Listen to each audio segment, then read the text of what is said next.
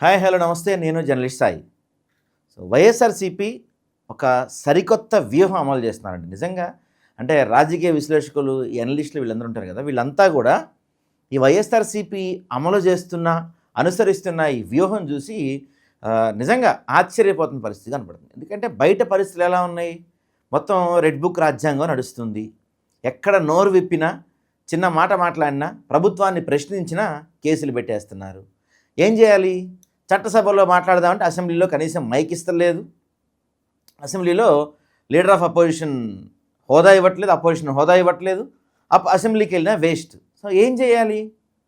అలా అని చెప్పి సైలెంట్గా ఉండాలా? ప్రజలు జరుగుతున్న అన్యాయాన్ని చూస్తూ ఊరుకోవాలా? ప్రభుత్వాన్ని ప్రశ్నించకుండా ఊరుకోవాలా? ఇలాంటి టైంలోనే వైసీపీ సరికొత్త వ్యూహం అమలు చేసింది. అదే ద్విముఖ వ్యూహం అని చెప్తున్నారు. ఏంటది? మండలి, పార్లమెంటు, ఈ రెండు చోట్ల వైసీపీకి కొంత బలం ఉంది. ప్రధానంగా మండలిలో వైసీపీకి పూర్తి స్థాయి బలం ఉంది.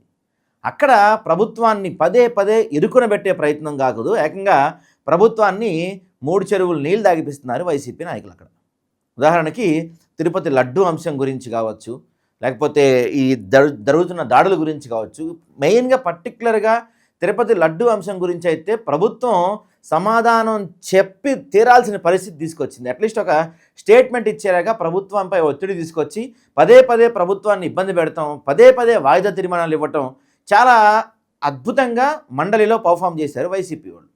అందుకనే కూటమి ప్రభుత్వం భయపడి ఇప్పుడు మొన్న ఈ అసెంబ్లీ సమావేశాలు ప్రత్యేకంగా ఏర్పాటు చేసి అమరావతికి చట్టబద్ధతకు సంబంధించి ఒక బిల్ పెట్టారు కదా, కానీ అది మండలిలో పెట్టలేదు. ఎందుకంటే మండలిలో అది పెడితే చర్చ జరుగుతుంది, వైసీపీ వాళ్ళు క్వశ్చన్స్ అడుగుతారు, వాటికి మన దగ్గర ఆన్సర్స్ లేవు.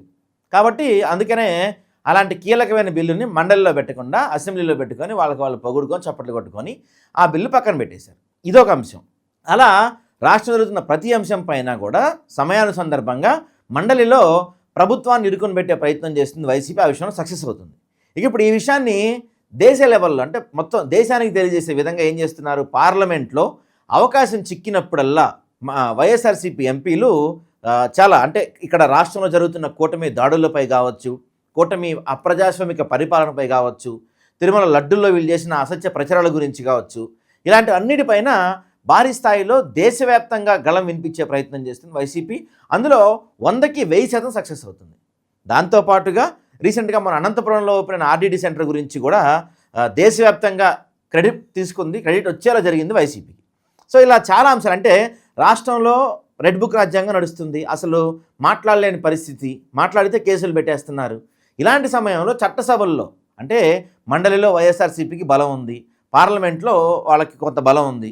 కాబట్టి వీటిని యూటిలైజ్ చేసుకుంటూ ప్రజలకి, అటుపక్క రాష్ట్ర ప్రజలకి, అటుపక్క దేశ ప్రజలకి, దేశంలోని మిగతా పార్టీలకు కూడా ఇక్కడ కూటమిలో జరుగుతున్న అన్యాయాల గురించి, కూటమి చేస్తున్న అరాచకాల గురించి అందరికీ చెప్పే ప్రయత్నం చేస్తుంది. ఆ విషయంలో నిజంగా వైసీపీ అనుసరిస్తున్న వ్యూహం, వైఎస్ఆర్సీపీ అమలు చేస్తున్న ఈ కొత్త టెక్నిక్ గురించి రాజకీయ విశ్లేషకులు కూడా ఆశ్చర్యపోతున్న పరిస్థితి కనపడుతుంది. మొత్తం అంటే జగన్మోహన్ రెడ్డి గారి ఆధ్వర్యంలో, ఆయన గైడ్లైన్స్తో మండలిలో ఏ అంశాలు మాడాలి, ఏ అంశాలపై ప్రభుత్వాన్ని ఇరుకుని పెట్టచ్చు, పార్లమెంట్లో ఏ అంశాలపై మాట్లాడితే దేశవ్యాప్తంగా గుర్తింపు వస్తుంది, ఇలాంటి అంశాలన్నింటి కూడా జగన్మోహన్ రెడ్డి గారి సూచనల మేరకు, ఆయన ఐడియాలజీ ప్రకారం అద్భుతంగా అమలు చేస్తున్నారు వైఎస్ఆర్సీపీ వాళ్ళు. సో ఇది కంటిన్యూ అయితే కూటమికి ఖచ్చితంగా అటు మండలిలో, ఇటు పార్లమెంట్లో ఇబ్బందులు తప్పవని చెప్తున్నారు రాజకీయ విశ్లేషకులు.